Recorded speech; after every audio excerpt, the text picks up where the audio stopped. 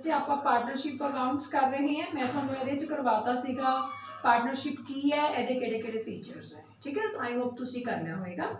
हुण अगला टॉपिक जिवें कि मैं तुहानूं PDF भेजिया सीगा, उहदे विच अगला टॉपिक लिमिटेड लायबिलिटी पार्टनरशिप। मैं कुछ क्रॉस करे हुए हैं, तुसीं नहीं करने हैं। लिमिटेड लायबिलिटी पार्टनरशिप वैसे तो कोई बहुत ज़्यादा इंपॉर्टेंट टॉपिक नहीं है, बट क्योंकि एक पार्टनरशिप का पार्ट है, इस करके थोड़ा पता होना जरूरी है। लिमिटेड लायबिलिटी पार्टनरशिप की जिहड़ी फॉर्म है यूके दे विच 2001 दे विच इसनूं लिया गया सीगा, और इहदा मकसद सीगा half way house between partnership and limited company. Limited कंपनियां किहड़ियां हुंदियां हैं बच्चे, जिहदे विच हर परसन दे शेयर या लॉसिस और प्रॉफिट लिमिटेड होंदे हैं। जिन्ना उन्हां दा हिस्सा है उन्ना ही उन्हों का लॉस च हिस्सा, उन्ना ही उन्हों का प्रॉफिट दे विच हिस्सा है। तो limited liability partnership limited company और पार्टनरशिप के विचाले का रस्ता इन्होंने कढ़ लिया भी पार्टनर्स का काम करनगे, पर उहदे विच जे लॉस हो जाता है तो लायबिलिटी देनदारी लिमिटेड होएगी इस पार्टनरशिप फर्म दे विच। वैसे तो पार्टनर्स दी लायबिलिटी अनलिमिटेड होंदियां, आपां फीचर्स दे विच पढ़िया।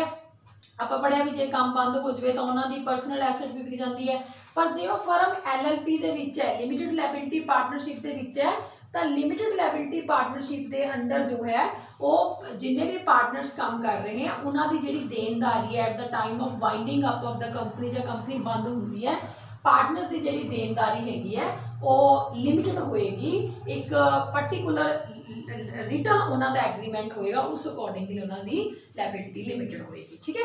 हुण इहदे विच किहड़े-किहड़े फीचर्स पाए गए, जिवें कि मैं कुछ फीचर ही टिक करे सी, बस तुसीं ओही वाले फीचर्स करने हैगे हैं।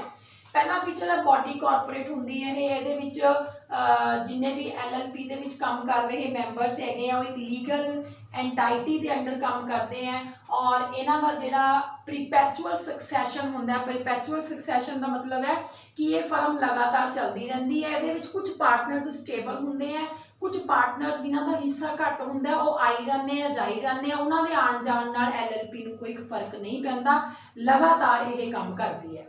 फिर ये सैकेंड फीचर में लिखा 2 और मोर परसनस नैचुरली पार्टनरशिप है, 2 या 2 तो ज़्यादा पर्सन एच होंगे। थर्ड पॉइंट में लिखा है प्राइवेट कंपनियां और अनलिस्टेड कंपनियां। अनलिस्टेड कंपनियां जिन्हां दी कोई रिकॉर्ड कोई रजिस्ट्रेशन नहीं हैगी है, या जिहड़ियां प्योरली प्राइवेट कंपनियां वो अपने आप नूं LLP दे विच कन्वर्ट कर सकती हैं, limited liability partnership they which convert कर सकती हैं। फोर्थ पॉइंट है कि वाइंडिंग अप जी है, वाइंडिंग अप की होंगे कंपनी का बंद हो जाना, जो नुकसान ज़्यादा होवे तो कंपनी जी हैगी है वो बंद हो जाती है, उसको वाइंडिंग अप कहा जाता है। वाइंडिंग अप जी LLP दी है ये वॉलेंटरली भी हो सकती है, मतलब मर्जी नाल भी हो सकती है, और ट्रिब्यूनल वालों भी की जा सकती। ट्रिब्यूनल कौन होंदा है, जिहड़ा कंपनी का टैंपरेरी इंचार्ज बना दिता जाता है जो कंपनी में बहुत ज़्यादा लॉसिस पै रहे होंगे हैं, तो रजिस्ट्रार जिहड़ा हैगा वो कंपनी की सारी मैनेजमेंट ट्रिब्यूनल के हत्थों च दे दिंदा है, कार्यकारी जिहड़े प्रबंधक होंदे हैगे हैं। और ये जिहड़ी वाइंडिंग अप है वो LLP की मर्जी नाल भी कंपनियां बंद कर सकती, भी घाटा पै रहे असीं इहनूं नहीं चला सकते, इन्ना लॉस असीं नहीं टॉलरेट कर सकते, वो मर्जी नाल भी बंद कर सकती है। तो ट्रिब्यूनल कई बार जबरदस्ती भी कंपनी को बंद करवा दिंदा भी तुहाडी कंपनी सही नहीं चल रही है। इस तो इलावा जो पॉइंट है एक होर है कि जो पार्टनरशिप एक्ट 1932 दी प्रोविजनस है वो LLP च अप्लाई नहीं होंदियां, इहदियां अलग प्रोविजनस है, उन्हां च इन्नी इंटेंसिवली आपां नूं जाण दी लोड़ नहीं हैगी है।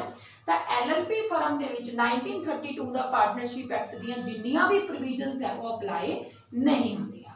तो कुल मिला के एक थोड़ा शॉर्ट क्वेश्चन बन गया, जो तुसीं इहनूं सुणदे हुंदे आ ना ये पॉइंट्स तुसीं इस तरह नोट कर लिया करो जिवें मैं नोट किए हुए होंदे हैगे, इहदे नाल तुहानूं थोड़ा जिहा सौखा हो जाएगा।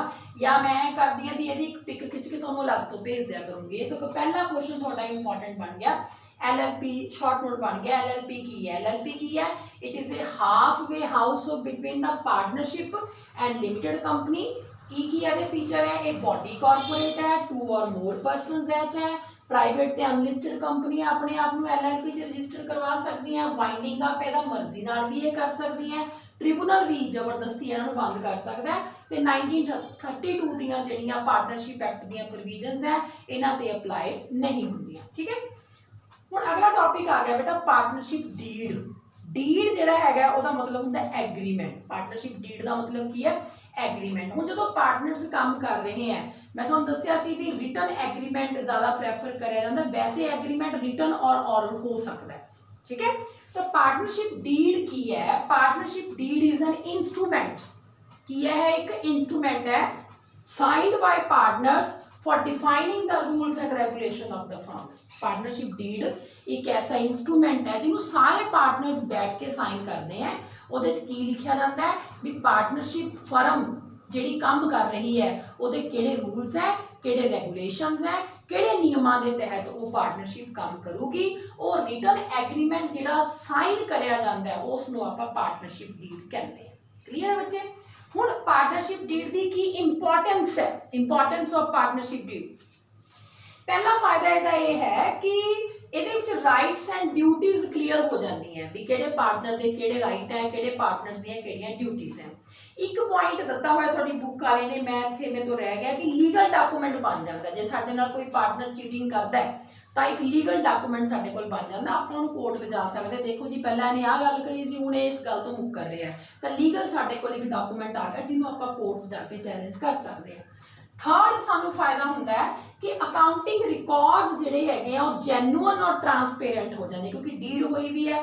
ਡੀਡ ਦੇ ਵਿੱਚ ਇੱਕ ਆਪਾਂ ਕੰਟੈਂਟ ਇਹ ਲੈ ਕੇ ਚੱਲਦੇ ਆ ਵੀ ਕਿਹੜੇ ਤਰੀਕੇ ਦੇ ਨਾਲ ਅਕਾਊਂਟਿੰਗ ਕਰੀ ਜਾਊਗੀ, ਠੀਕ ਹੈ। ਤਾਂ ਜਿਹੜੇ ਸਾਡੇ ਅਕਾਊਂਟਿੰਗ ਰਿਕਾਰਡਸ ਹੈ ਉਹ ਸਹੀ ਔਰ ਟਰਾਂਸਪੇਰੈਂਟ ਹੋ ਜਾਂਦੇ, ਜਿਹਦੇ ਵਿੱਚ ਸਾਰੇ ਪਾਰਟਨਰਸ ਨੂੰ ਉਹ ਚੀਜ਼ ਡਿਸਕਲੋਜ਼ ਕਰੀ ਜਾਂਦੀ ਹੈ ਵੀ ਆਹ ਸਾਡੇ ਪ੍ਰੋਫਿਟ ਹੈ, ਆਹ ਸਾਡੇ ਲੌਸਿਸ ਹੈ, ਠੀਕ ਹੈ।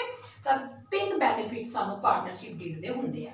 ਹੁਣ ਅਗਲਾ ਟੌਪਿਕ ਆ ਗਿਆ ਕੰਟੈਂਟ ਕੀ ਹੈ ਪਾਰਟਨਰਸ਼ਿਪ ਡੀਡ ਦੇ ਵਿੱਚ, ਕੀ ਕੁਝ ਲਿਖਿਆ ਜਾਂਦਾ ਉਸ ਐਗਰੀਮੈਂਟ ਦੇ ਵਿੱਚ। ਪਹਿਲਾ ਬੇਟਾ ਕੀ ਲਿਖਿਆ ਜਾਂਦਾ ਹੈ, ਬੇਟਾ ਮੈਂ ਬੁੱਕ ਨੂੰ ਰੱਖ ਦਿੰਦੀ ਹਾਂ। ਪਹਿਲਾ ਕੀ ਲਿਖਿਆ ਜਾਂਦਾ ਹੈ, ਕੰਪਨੀ ਦਾ ਨਾਮ ਕੀ ਹੈ, ਇਹ ਡੀਡ 'ਚ ਲਿਖਿਆ ਜਾਊਗਾ, ਪਹਿਲਾ ਕੰਟੈਂਟ। ਫਿਰ प्लेस कंटेंट, किस जगह ते फर्म काम करूगी। फिर nature of the business, business दा नेचर की है, किस नेचर किस फॉर्म दे विच बिजनेस काम करेगा। कंट्रीब्यूशन ऑफ द कैपिटल, केड़ा पार्टनर कितना पैसा पा रहा है, कितना कंट्रीब्यूशन कर रहे हैं, ये लिखा जाऊगा। प्रॉफिट शेयरिंग रेशो मैं तुहानू करवाया सी ना फीचर्स दे विच भी इन्हां दा प्रॉफिट शेयर जिहड़ा हैगा ओह पहलां तो डिसाइड किए गए एग्रीमेंट के अकॉर्डिंगली अपने प्रॉफिट नू जिहड़ा है डिवाइड करते हैं। तो प्रॉफिट शेयरिंग रेशो जिहड़ा हैगा ओह कितना होएगा, ये भी इह लिखा जाता है।